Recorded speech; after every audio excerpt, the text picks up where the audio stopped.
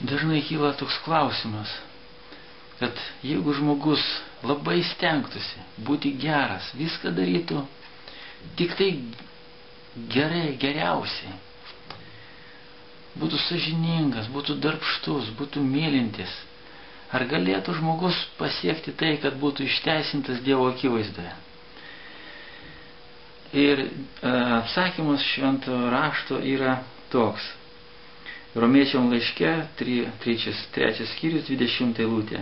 Nes įstatymo darbais jo akivaizdoje nebus išteisintas nė vienas žmogus.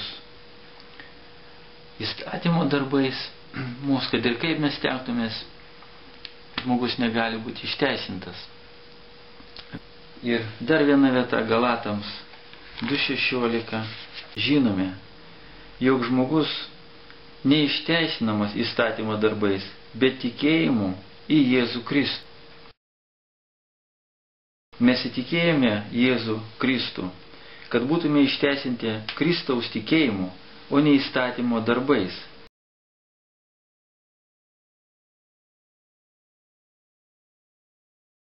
Nes įstatymo darbais nebus išteisintas nė vienas žmogus.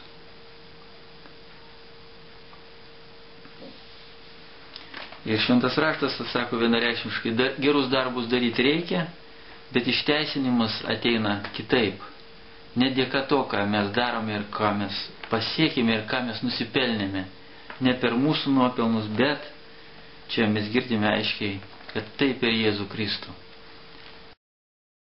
Garbė aukščiausiajam, garbė aleliuja, džiaugsmas ir širdyje, ir šlovė danguje. Aš radau šaltinį ant kalno Golgotos, ten nuodėmės mano yra numazgotos. Aš radau šaltinį ant kalno Golgotos, ten nuodėmės mano yra numazgotos. Nors tas dangaus kelias kartais ir vargingas, bet jo pabaigimas bus labai džiaugsmingas. Greitai vargų slėnį gausiu jau palikti, su pulkais šventųjų linksmai susitikti. Greitai vargų slėnį gausiu jau palikti, su pulkais šventųjų linksmai susitikti.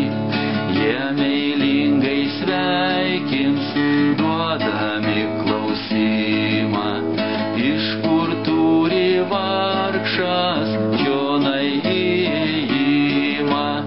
Kas tau davė teisę eit pro perlų vartus ir padarė rūbus tartum sniegą baltus? Kas tau davė teisę eit pro perlų vartus ir padarė rūbus tartum sniegą baltus?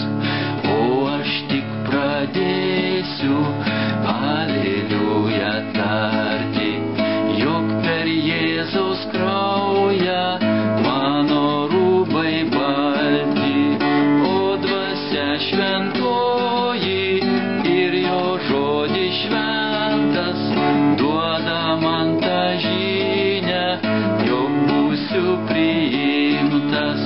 O dvasia šventoji ir jo žodis šventas duoda man tą žinią, jog būsiu priimtas. Todėl vienas pagrindas, kuriuo galime ateiti prie Dievo, tik tai per Jėzaus kraują.